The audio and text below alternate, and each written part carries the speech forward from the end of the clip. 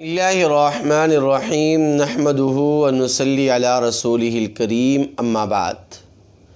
آج کی نماز تراویح آخری 20 صورتوں پر مشتمل ہے اور آج خلاصہ تراویح کا بھی آخری حصہ آپ کے سامنے بیان کیا جا رہا ہے۔ الحمدللہ ثم الحمدللہ، اس سال یعنی 2023 رمضان المبارک کے مہینے میں پہلی تراویح سے لے کر آج 27ویں تاریخ تک مکمل خلاصہ تراویح ذاکر عباسی بیانات ہمارے چینل پہ آپ سن رہے ہیں اور آج اس کا آخری حصہ بھی آپ کے سامنے عرض کیا جا رہا ہے۔ اللہ تبارک و تعالی سورۃ الفجر کے اندر فرماتے ہیں کہ یہ انسان مال و دولت کی لالچ میں ایسے گرفتار ہوا کہ یہ مال وراثت بھی ہڑپ کر جاتا ہے اور یتیموں کا حصہ بھی نہیں دیتا اور مساکین کا خیال بھی نہیں رکھتا۔ اللہ تبارک و تعالی فرماتے ہیں کہ جو شخص تقوی اور پرہیزگاری اختیار کر کے اس دنیا سے رخصت ہوا اور جس نے اپنے نفس کو گناہوں سے بچا لیا، وہ دنیا و آخرت کے اعتبار سے کامیاب اور کامران ہوا۔ اور جو شخص نفس پروری کے اندر مبتلا ہوا، خواہشات نفسانی کے پیچھے پڑا رہا اور خواہشات نفسانی کی اتباع میں رہا، تو وہ دنیا و آخرت کے اعتبار سے خسارے کے اندر ہے۔ اللہ تبارک و تعالی فرماتے ہیں کہ جو شخص اپنے صدقات و خیرات خالصتاً اللہ تبارک و تعالی کی رضا کے لیے دیتے ہیں اور اللہ تبارک و تعالی ہی سے اس کا صلہ چاہتے ہیں، دنیا سے یا اہل دنیا سے کوئی صلہ نہیں مانگتے، تو در حقیقت ایسے لوگ ہی اللہ تبارک و تعالی کی رضا اور خوشنودی حاصل کرنے والے ہیں۔ سورۃ الضحیٰ کے اندر فرمایا گیا کہ اے میرے محبوب پیغمبر صلی اللہ علیہ وسلم، ہم نے آپ پر نعمتوں کا سلسلہ تھوڑے عرصے کے لیے کیا روک دیا کہ کفار مکہ اس خوش فہمی کے اندر یا اس غلط فہمی کے اندر مبتلا ہو گئے کہ ہم نے آپ کو چھوڑ دیا۔ اے میرے محبوب پیغمبر، تیرے رب نے تجھے چھوڑا بھی نہیں اور تجھ سے منہ موڑا بھی نہیں۔ ان قریب اللہ تبارک و تعالی آپ پر اپنی نعمتوں کی اور رحمتوں کی ایسی بارش برسائیں گے کہ آپ راضی اور خوش ہو جائیں گے۔ اے میرے محبوب پیغمبر، دنیاوی تکالیف سے، مصائب و آلام سے گھبرانا نہیں چاہیے۔ بے شک اللہ تبارک و تعالی نے ایک تکلیف کے بعد، ایک پریشانی کے بعد 2 آسائشیں اور 2 آسانیاں پیدا فرمائی ہیں۔ اللہ تبارک و تعالی فرماتے ہیں کہ ہم نے اس انسان کو خوبصورت ڈھانچے میں بنایا، لیکن یہ انسان اپنے اعمال کی کمزوری کی وجہ سے اور خستہ اعمالی کی وجہ سے یہ انسان رفتہ رفتہ ذلت اور نکبت کی گہرائی میں اور کھائی میں جا گرتا ہے۔ لیکن وہ لوگ کہ جو ایمان لائے اور اعمال صالحہ انہوں نے کیے، تو ان کے لیے نہ ختم ہونے والا اجر ہے۔ اس کے بعد سورۃ العلق میں ابتدائی وہ 5 آیات بیان فرمائی گئیں کہ جو نبی کریم صلی اللہ علیہ وسلم پر ابتداءً وحی کے سلسلے میں اتری تھیں، جس میں اللہ تبارک و تعالی نے انسان کو علم والی دولت یاد دلائی ہے کہ اس انسان کو ہم نے وہ کچھ سکھلایا کہ جس کے بارے میں یہ انسان کچھ بھی نہیں جانتا تھا، لیکن یہ انسان مال و دولت کی سرکشی کی وجہ سے اللہ تبارک و تعالی کی ان نعمتوں کا منکر ہوا۔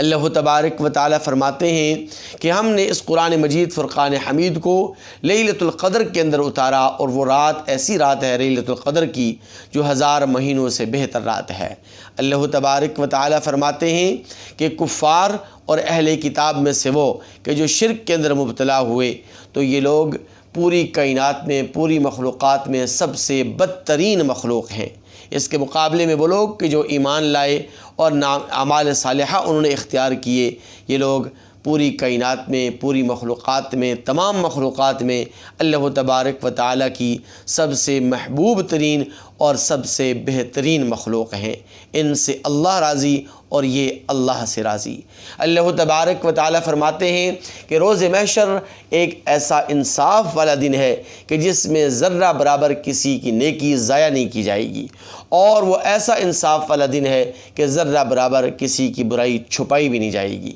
بے شک یہ انسان بڑا ناشکرا ہے اور اپنی اس کمزوری سے یہ آگاہ اور واقف بھی ہے، لیکن مال و دولت کی محبت اور دنیا دنیا کی محبت اسے بے راہ روی کا شکار کی ہوئی ہے۔ اللہ تبارک و تعالی فرماتے ہیں کہ تمہیں کیا معلوم کہ قیامت کی ہولناکیاں کیا ہیں؟ قیامت بڑا سخت دن ہے، بڑی ہولناکی والا دن ہے، اور وہ دن ہے کہ جس دن جہنم کی آگ بھڑک رہی ہوگی۔ اللہ تبارک و تعالی فرماتے ہیں کہ مال و دولت کی کثرت نے تمہیں غفلت کے اندر مبتلا کر دیا ہے اور آخرت سے تمہیں غافل کر دیا ہے۔ ساری کی ساری عالم انسانیت خسارے کے اندر ہے، سوائے ان لوگوں کے کہ جو ایمان لائے اور اعمال صالحہ انہوں نے اختیار کیے اور صبر کی اور حق بات کی وصیت کرتے رہے۔ اللہ تبارک و تعالی نے سورۃ الہمزہ کے اندر چغل خور کی، بخیل آدمی کی اور اسی طرح مال و دولت جمع کرنے والوں کے لیے ہلاکت، تباہی اور بربادی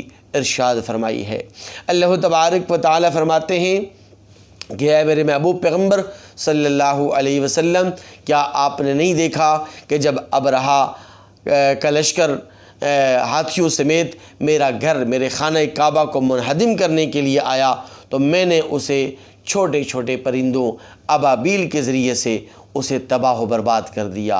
اے اہل قریش، ہم نے تمہارے لیے تجارتی راستے کتنے پرامن بنا دیے، لیکن تم اللہ تبارک و تعالیٰ کی ہمیشہ نعمتوں کے منکر رہے ہو۔ اللہ تبارک و تعالیٰ فرماتے ہیں کہ ہلاکت ہے، تباہی ہے، بربادی ہے ان لوگوں کے لیے کہ جو عبادات میں اور طاعات میں ریاکاری اختیار کرتے ہیں اور دکھلاوا کرتے ہیں، جبکہ ایمان والے جو بھی عمل کرتے ہیں وہ خالصتاً اللہ تبارک و تعالیٰ کی رضا اور خوشنودی کے لیے کرتے ہیں۔ اے میرے محبوب پیغمبر صلی اللہ علیہ وسلم، آپ ان کفار مکہ کے طعنوں سے مت گھبرائیے۔ یہ آپ کو بے نام و نشان کہتے ہیں، لیکن حقیقت یہ ہے کہ بے شک آپ کا دشمن ہی ابتر، بے نسل اور بے نام و نشان ہوگا۔ اے میرے محبوب پیغمبر، آپ دو ٹوک اور واضح الفاظ میں یہ اعلان کر دیجئے کہ میں تمہارے ان 360 بتوں کو نہیں پوج سکتا، ان کو اپنا معبود نہیں بنا سکتا۔ میرا معبود تو وہ ہے جو وحدہ لا شریک ہے، تمہارے لیے تمہارا دین اور میرے لیے میرا دین۔ سورۃ النصر کے اندر اللہ تبارک و تعالی نے فتح مکہ کے بعد مسلمانوں کو یہ ترغیب اور یہ حکم ارشاد فرمایا ہے کہ اب تم اپنے رب کی تسبیح اور تحمید بیان کرو۔ لوگ جوق در جوق، ہجوم در ہجوم دین اسلام میں داخل ہوں گے۔ اللہ تبارک و تعالی نے سورۃ اللہب میں ابو لہب اور اس کی بیوی پر لعنت ارشاد فرمائی ہے، کیونکہ یہ دونوں نبی کریم صلی اللہ علیہ وسلم کو بہت زیادہ ستاتے تھے۔ فرمایا کہ یہ دونوں جہنم میں جائیں گے۔ اللہ تبارک و تعالی فرماتے ہیں کہ بے شک اے میرے محبوب پیغمبر، آپ کہہ دیجئے، اعلان فرما دیجئے کہ اللہ ایک ہے، بے نیاز ہے، اس کی کوئی اولاد نہیں، نہ وہ کسی کی اولاد ہے، بلکہ اس کا ہمسر تو کوئی ہو ہی نہیں سکتا۔ آخر میں جو دو صورتیں تلاوت کی جائیں گی جنہیں سورۃ الفلق اور سورۃ الناس کہا جاتا ہے، یہ دونوں صورتیں حاسدوں کے حسد سے اور شر پسندوں کے شر سے حفاظت کی ضمانت کا ذریعہ ہیں۔ جو شخص ہر فرض نماز کے بعد ان دونوں صورتوں کو، سورۃ الفلق کو اور سورۃ الناس کو